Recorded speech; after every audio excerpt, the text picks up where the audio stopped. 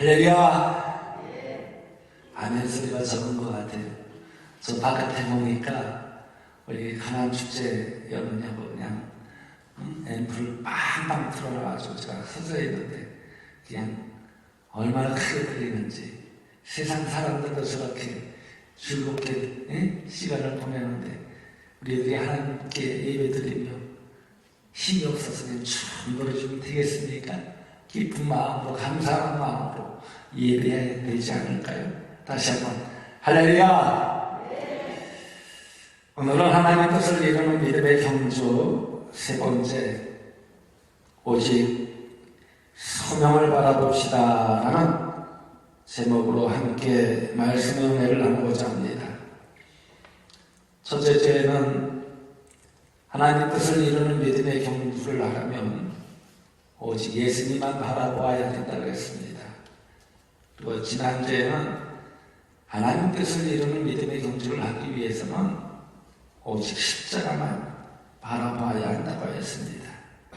오늘은 시리즈로 세 번째, 오직 소명만 바라봅시다 라는 제목으로 이제 말씀을 나누고자 합니다. 요즘 전 세계가 코로나19로 인해서 전쟁을 계속하고 있는 모습을 볼 수가 있습니다. 아직도 보면요, 정확한 백신을 찾지 못했어요. 또 치료자가 없어서 사람들은 두려워하는 모습을 볼 수가 있습니다. 제가 목회 세미나 가기 전까지 이제 컴퓨터를 통해서 우리나라 그 확진자 수를 한번 조사해 보았습니다. 자료를 보니까 총 확진 환자가 약 25만 명이었습니다. 그리고 사망자는 2만 8천 명으로 나와 있었습니다. 이처럼 전 세계는요, 보이지 않는 미생물과 전쟁을 하는 전쟁터에서 살고 있습니다. 미생물은요, 현재까지 알려진 종류만 10만 종이 넘다고 합니다. 알려지지 않은 종류까지 하면 5만 종이 넘을 것이라고 이야기를 합니다. 또한 이 미생물 간의 크기 차이도 아주 큰 것과 작은 것이 10억 배 차이가 난다고 합니다. 이런 미생물이 얼마나 많은지 지구상 모든 생명체 무게의 60%를 차지한다고 합니다. 개미 한 마리에 10억 개의 미생물이 있고, 우리 피부 있잖아요. 피부 1cm에 100마리, 우리 몸의 100쪽이 토양 1g의 중국인 인구보다 많다고 합니다. 이 미생물은 세균류, 곰팡이류, 호모류, 리케차, 스피레타, 바이러스 등이 있습니다. 이런 미생물 가운데는 사람이 사는데 필요한 미생물도 있지만 사람에게 병을 주는 미생물도 있습니다. 그러나 가장 고약한 미생물은 사람에게 전염을 가져다주는 미생물이라고 합니다. 또한 보이는 미생물과 보이지 않는 미생물은 100억 대 1이라고 합니다. 이 미생물들에 의해서 수많은 사람들이 목숨을 잃어가고 있습니다. 이처럼 보이지 않는 것과 전쟁을 하며 인류는 살아가고 있다는 것입니다. 14세기에 보면요, 흑사병으로 유럽 인구 3분의 1, 7,500만 명이 사망을 했습니다. 1918년부터 19년까지 스페인 독감으로 인해서 2천에서 5천만 명이 사망했다고 합니다. 1816년에서 26년까지 아시아 콜레라로 인해서 인도와 중국에서 1,500만 명이 사망을 했습니다. 또 165년에서 180년에는 로마 제국에서 천연두로 500만 명이 사망했고 1918년에서 1922년 러시아 티푸스로 300만 명이 사망을 했다고 합니다. 1865년부터 1917년 아시아 대역병으로 200만 명이 사망을 했다고 합니다. 이처럼 시대마다 전염병과 전쟁에서 인간의 생명을 살리려는 그런 소명감을 가진 사람들에 의해서 인류는 이 전염과 전쟁에 치르고 있습니다. 그 중에 가장 유명한 사람이 파스텔이라고 합니다. 이 파스텔은 소명의 사람이었습니다. 파스텔은 험난한 세균과의 전쟁 한복판에서 이겨 인류에게 다양하고 광범위한 혜택을 가져다준 세균학과 면역학의 아버지라고 칭찬을 받고 있습니다. 이 파스텔 시대만 해도요, 사람들은 세균이 질병을 일으킨다고 알지 못했습니다. 그때의 질병은 나쁜 공기나 체질 때문에 발생한다고 생각을 하였습니다. 그러나 파스텔은 사람을 살려야 하겠다는 그 소명 때문에 뇌졸중에 걸려 몸이 마비되었지만 광견병 백신을 개발했습니다. 미친 개에게 걸린 9살 소녀에게 주사약을 투입한다는 것은 생체 실험이라는 비난을 받을 만한 대단한 도박이었습니다. 그러나 파스텔은 신앙인으로서 믿음을 가지고 실행하여 성공하였습니다. 그래서 그 소녀를 살렸습니다. 천연두로 수많은 사람이 죽어갈 때도 제너는 천연두 백신을 개발하여 인류의 생명을 살렸습니다. 가난한 농부의 아들 플레밍은 기적의 치료제 페니실린을 개발하여서 세균으로 죽어가는 사람들을 살렸습니다. 이처럼 인류는 오랜 세월 동안 많은 질병과 싸웠던 모습을 볼 수 있습니다.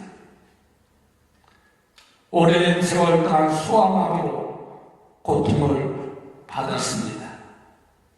1952년은 한 해 미국에서만 5,800건의 58,000건의 소아마비가 보고되었고 그중 3,145명이 사망하였습니다. 21만 2,609명이 마비가 되어 사람들은 두려움에 떨고 있었습니다. 이때 가난한 유대인 가정에서 태어난 존어수설커는 매일 16시간씩 휴일 없이 개발에 몰입하여서 이 소아마비 백신을 개발하였다고 합니다. 그는 큰 돈을 벌 수 있는 기회가 주어졌지만 신앙 안에서 소명으로 일하며 태양에도 특허를 낼 것인가 라는 말을 하면서 무료로 백신을 풀어 수많은 사람들에게 혜택을 주었다고 합니다. 2020년 코로나19로 대구 시민이 고통받을 때 대구 동산병원이 코로나19 지역 걱정병원으로 내어놓았습니다. 아마도 불이익이 많았을 것입니다. 그런데 병원장은 이렇게 말합니다. 120년 전 의료봉사로 시작된 동산병원이 지금까지 지역민들과 함께 희로애락하며 성정 발전해온 만큼 현재 우리 지역에 불어닥친 위기를 함께 극복하고자 봉사의 마음으로 대구 동산병원을 지역거점 결정했다라고 밝혔습니다. 이 모습을 볼 때 신앙인들은 한평생 살면서 성공하려면 소명을 따라 살아야 된다는 것입니다. 그 외에 소명을 따라 살아간 수많은 사람들이 성공한 예들이 많습니다. 그러면 믿음의 경주를 하기 위해서 우리에게 하나님이 주신 소명을 이루려면 어떻게 해야 할까요?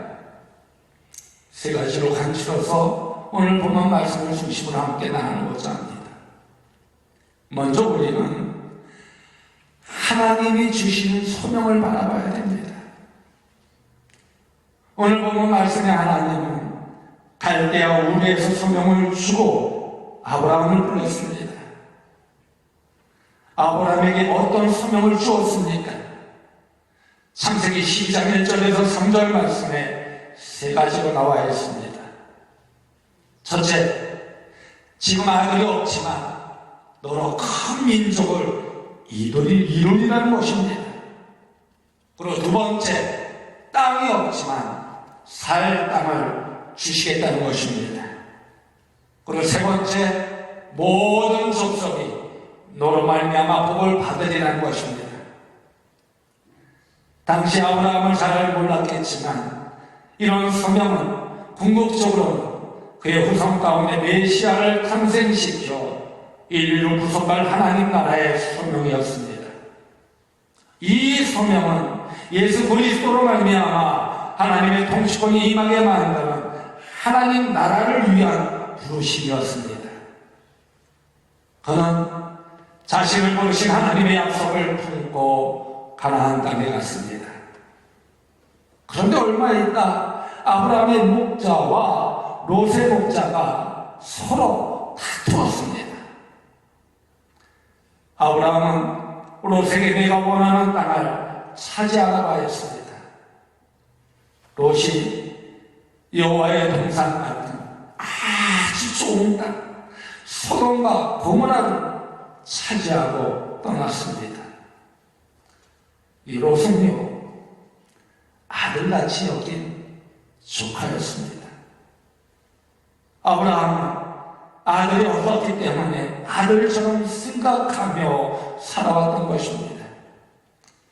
아브라함 입장에서 인간에 대해 실망감을 느꼈을 것입니다. 배신감이 들었을 것입니다. 괘씸했을 것입니다. 이때 하나님이 찾아오셔서 하시는 말씀이 바로 오늘 본문 말씀입니다. 오늘 보면 14절의 말씀을 보십시오. 여호와께서 아브라함에게 이르시되 너는 눈을 들어 너 있는 곳에서 북쪽과 남쪽 그리고 동쪽과 서쪽을 바라보라. 이 말씀은요 눈을 들어 너 있는 곳에서 바라보라는 것입니다. 지금 현실만 바라보지 말고 하나님이 주시는 원대한 소명을 품으라는 말씀입니다. 너 있는 곳, 현실을 직시하시면서 동서남북 원대한 세상을 소명으로 품으라는 것입니다. 지금 현재 보이는 에덴 동산 같은 애굽이 전부가 아니니까 그것에 집착하지 말고 좀 더 넓은 세계를 바라보라는 것입니다. 이 말씀은요 비전을 가지라는 말씀입니다. 하나님이 주시는 소명을 가지고 분명한 목표를 가지라는 것입니다. 여러분 우상탕사였던 아브라함을 부르셔서 소명을 주신 하나님이십니다. 광야의 도망자로 살아던 모세를 불러서 민족의 구원의 소명을 주신 하나님이십니다. 갈릴리에 배우던 베드로를 불러서 사람 낚는 어부의 소명을 주신 하나님이십니다. 혈기왕성했던 바울을 불러서 세계 복음화의 소명을 주신 하나님이십니다. 그 하나님이 바로 우리 하나님이시라는 것입니다. 그렇게 문제가 다가오면요 자꾸 문제를 두려워하고 걱정하며 회피하지 말고 그 문제 속에서 하나님이 주신 숙제를 발견하라는 것입니다. 그 숙제를 발견할 때 우리는 새로운 세계를 바라볼 수 있게 된다는 거예요. 그 안에 하나님의 뜻이 분명히 있다는 것입니다. 여러분 하나님은요 문제 속에서 우리에게 소명을 하나님이 주신 모습을 볼 수 있어요. 그리고 소명의 눈을 뜨기를 간절히 원하십니다. 하나님은 우리를 구원만 시켜주시기 위해 우리를 이 땅에 부르신 것이 아닙니다. 소명의 눈을 뜨고 각자 주어진 소명을 이루며 살게 하기 위해 하나님의 자녀로 부르셨다는 것입니다.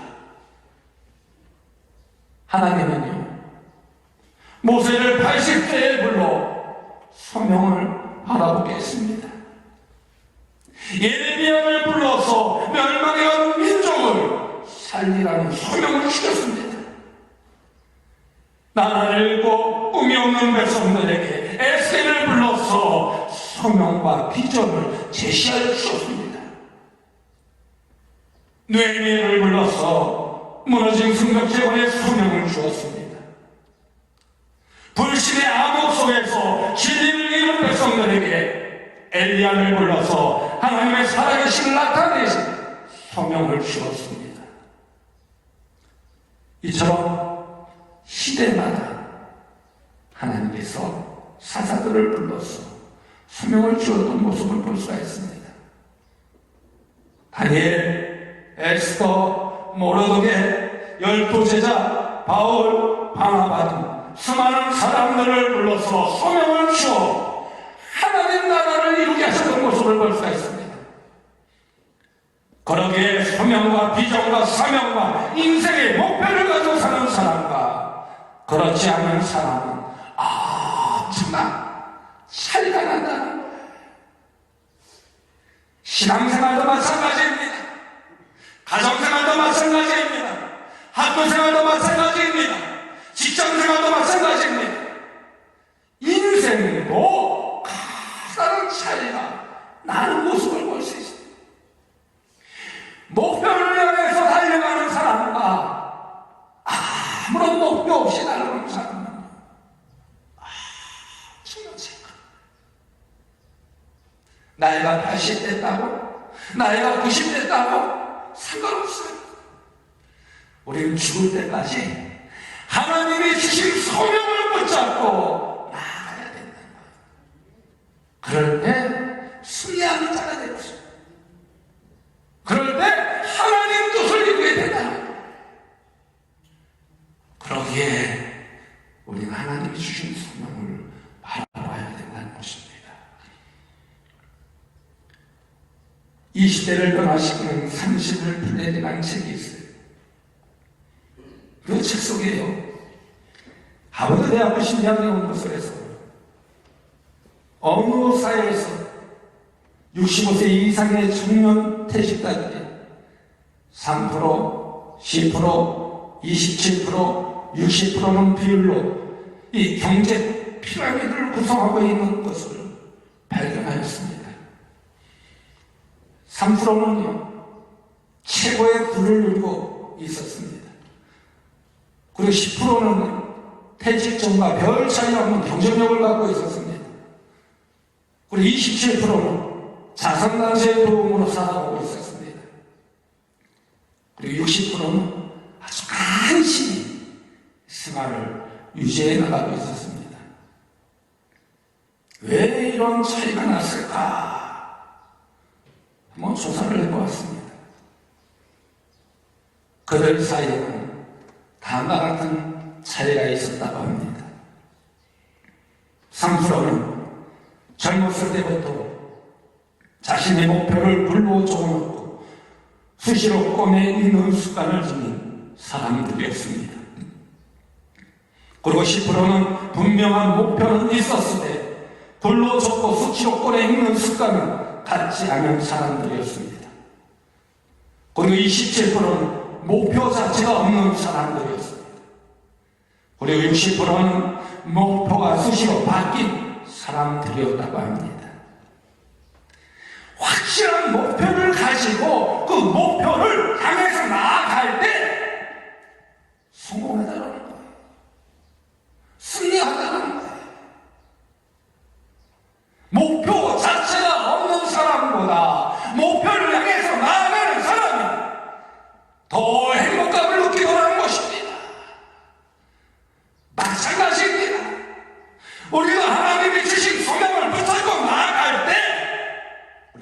그 안에서 하나님 뜻을 이루게 되는 거예요.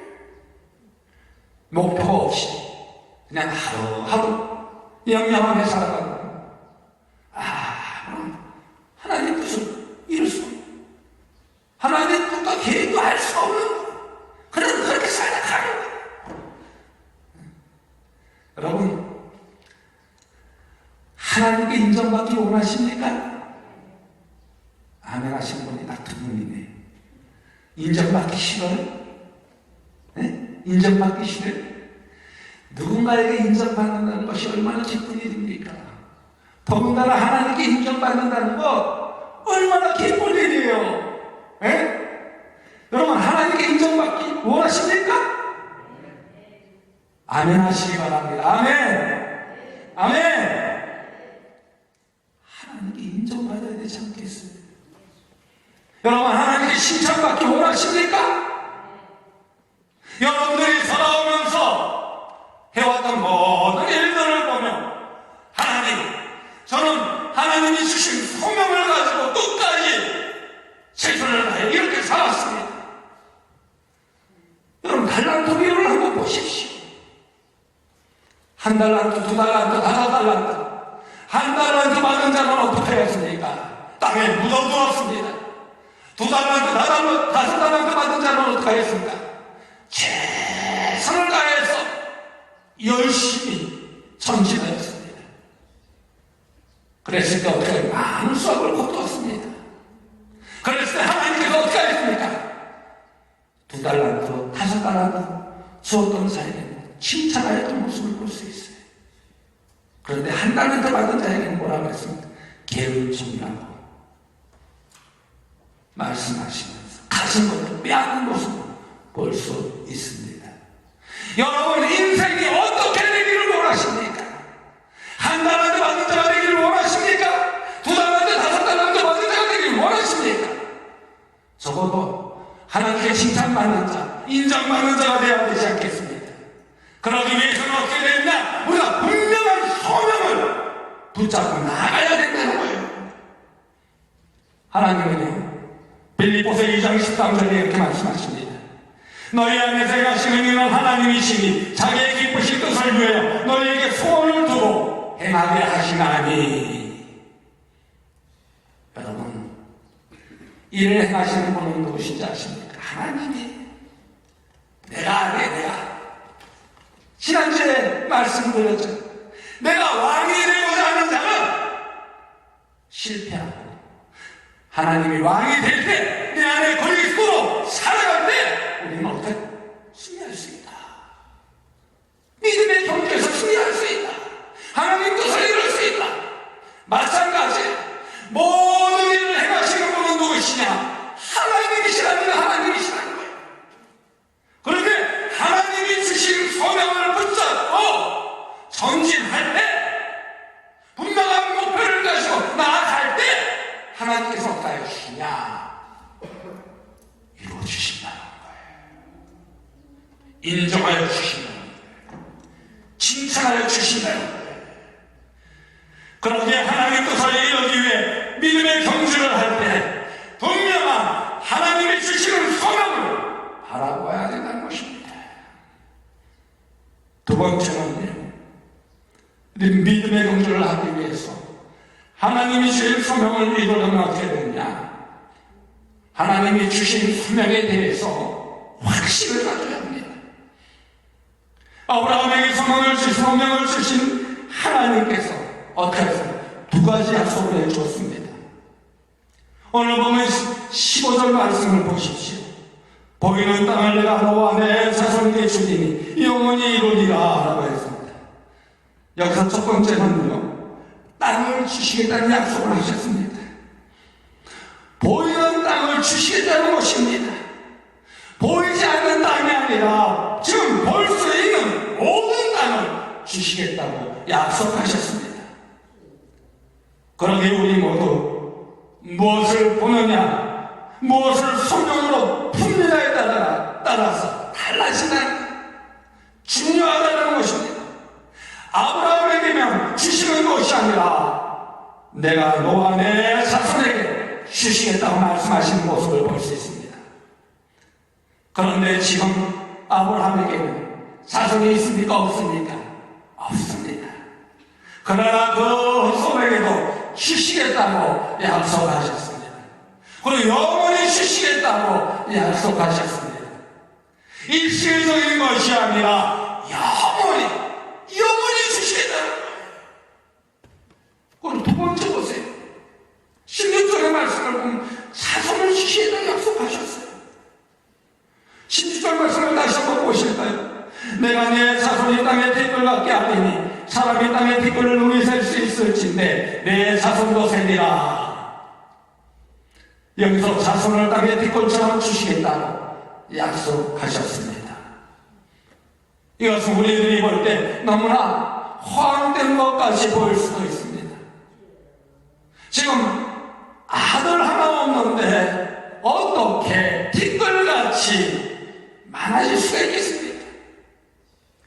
이 말씀은 아브라함 너를 하나님의 소망을 이루는 주인공으로 사용하겠다는 그런 말씀입니다.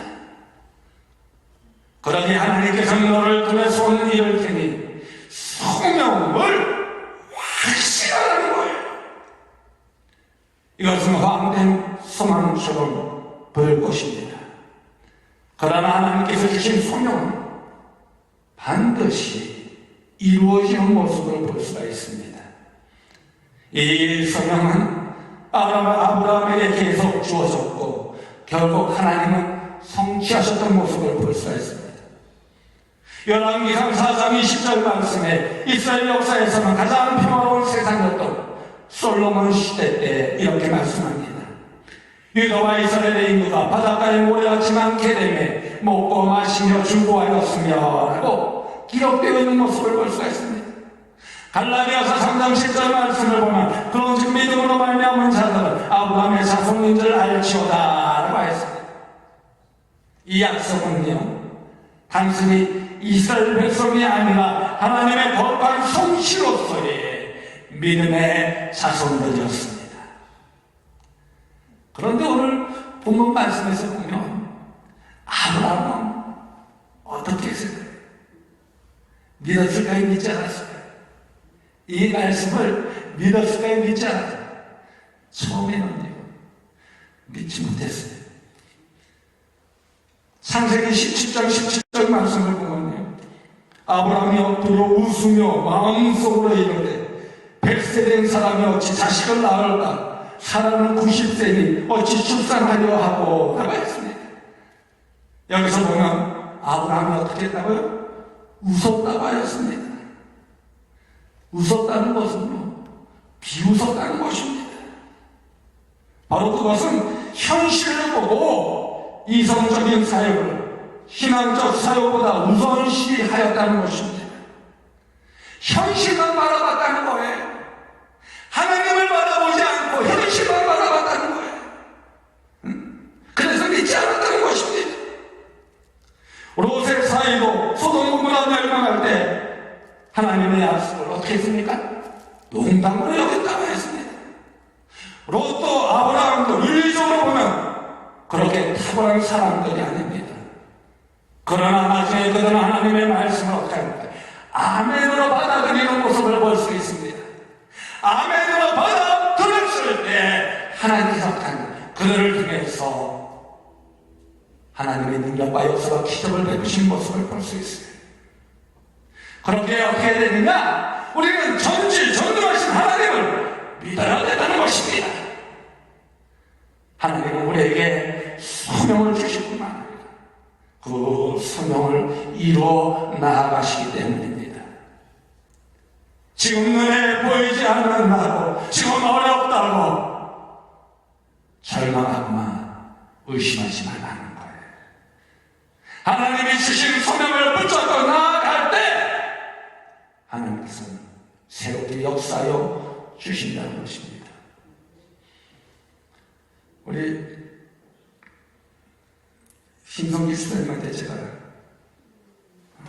말씀을 드리지 않고 이야기를 드려서 죄송합니다만 해도 될 것 같아요. 제가 가난교회를 와서 신방을 쭉 하면서 우리 신성희 집사님 댁에 신방을 했습니다. 참 힘드시고 집사님에게는 정말 힘드시고 모습을 보니까 모든 것을 포기한 것처럼 절망적으로 살아가더라고요. 그러나 내가 그때 주신 말씀이 아마 내가 잠언서에 있는 말씀인 것 같아요. 5년 전의 얘기인데 힘을 가지십시오. 용기를 가지십시오. 분명히 하나님이 주신 뜻이 있을 것입니다. 그 소명을 붙잡으십시오. 저는요 확신해요. 누구에게나 다 하나님의 소명을 주셨다는 것을 확신해요. 이걸 발견하지 못할 뿐이지. 발견하지 못하는 사람은요 그냥 그렇게 살아가는 사람이에요. 그러다가 실패하는 사람이에요. 그러나 그 소명을 붙잡고 발견하는 사람은요 성공하는 사람, 승리하는 사람이에요. 그럴 때 하나님께서 인정하여 주시고 하나님께서 칭찬하여 주시고 더 큰 역사를 이루어 주시고 우리 집사님에게 말씀을 전하고 제가 계속 기도하고 일이 있을 때마다 가서 예배드리고 근데 하나님께 변화시켜 주시다. 변화시켜 주시다.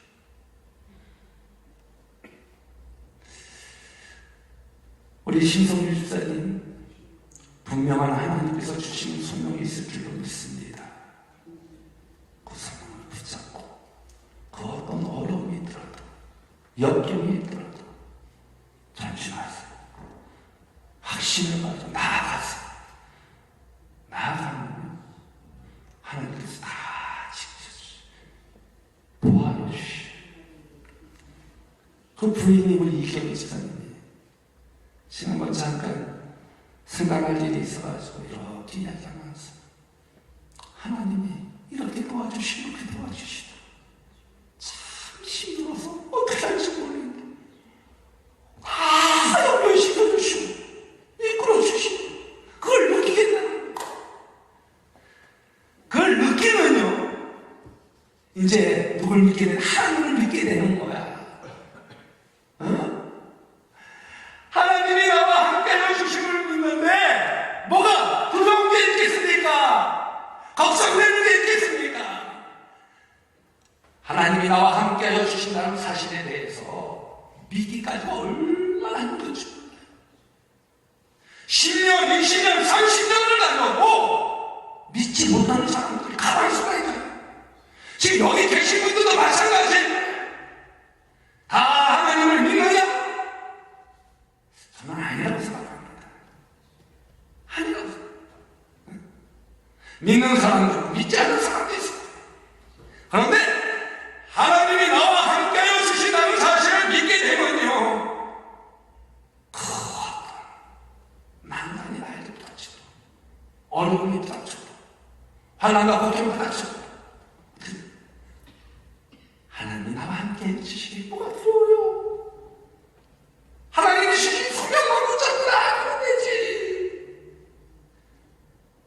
그 믿음 안에서 승리하게 된다는 거예요. 하나님 뜻을 이루게 된다는 것입니다.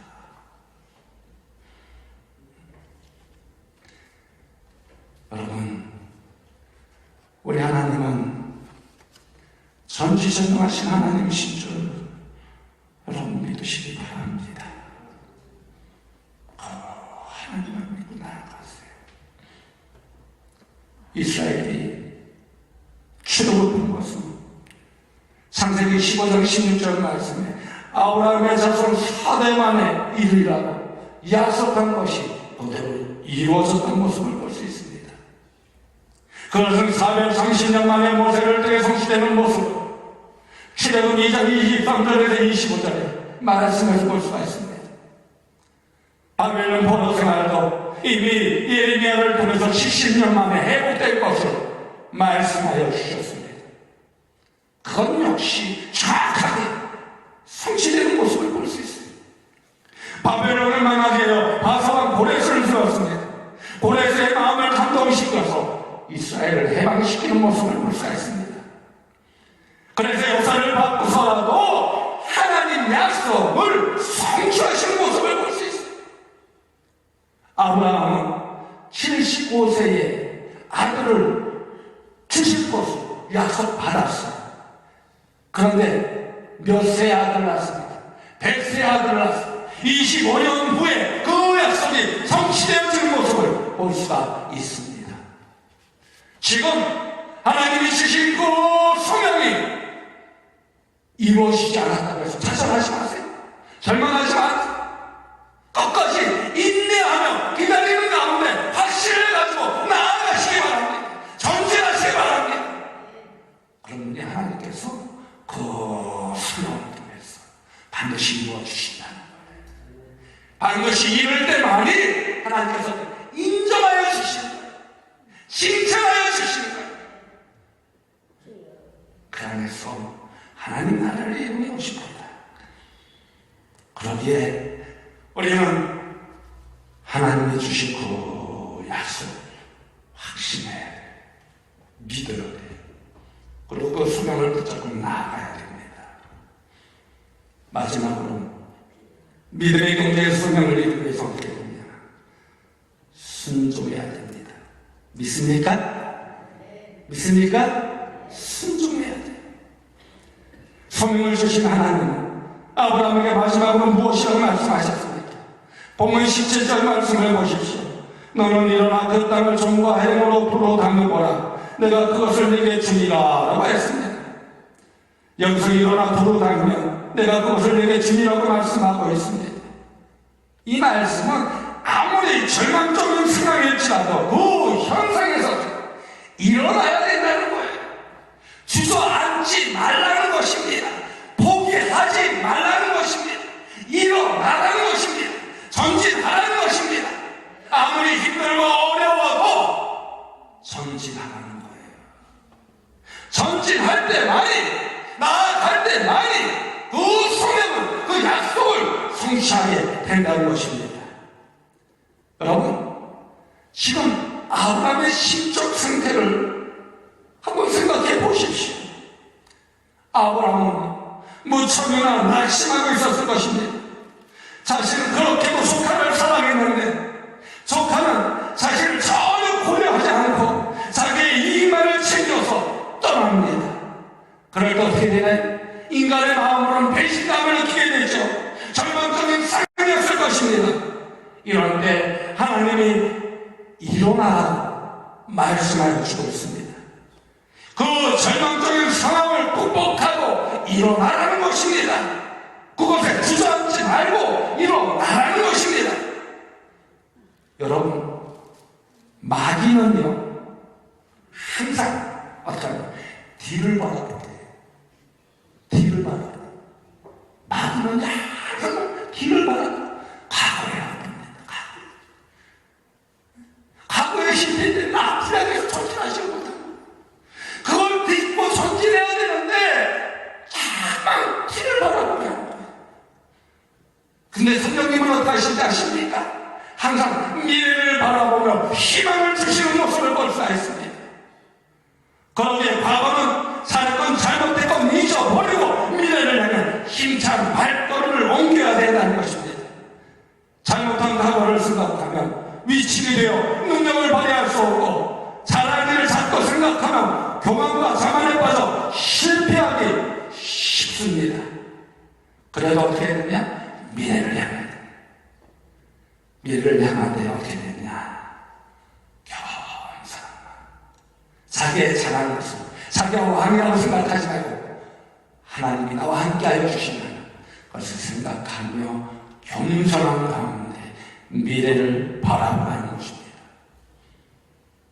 여러분, 세계적으로 위대한 인물들을 보십시오. 프랭클린 루스벨트, 윈스턴 처칠, 컬러리어탄, 헬렌 켈러, 마하트마 간디, 테레사 스미, 알버트 스바이처, 마틴 루터 킹, 이 모든 사람들이 어떻습니까? 미래를 바라봤습니다. 8시 50분 유년 시절에 학대를 받았거나 빈곤한 가정에서 성장했다고 합니다.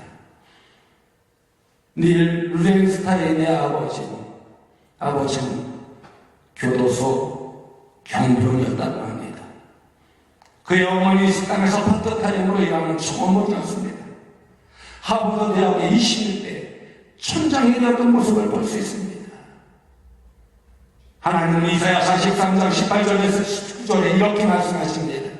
너희는 이전 것을 기억하지 말며 옛날 일을 생각하지 말라. 보라, 내가 새 일을 행하리니.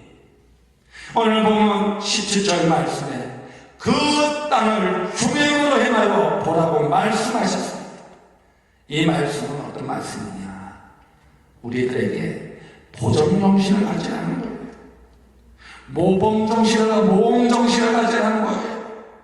그 땅이란 내가 서 있는 땅, 내가 소명을 품은 땅이라는 것입니다. 소명을 이루기 위해 중행으로 가담히 행동하라는 것입니다. 이를 추진하라는 것입니다. 여러분, 오늘 이 사회는 창의성과 중용성이 요구되는 사회라고 합니다. 그러나 무엇보다 우리에게 모험정신을 가지고 결단하는 용기가 필요하다는 것입니다.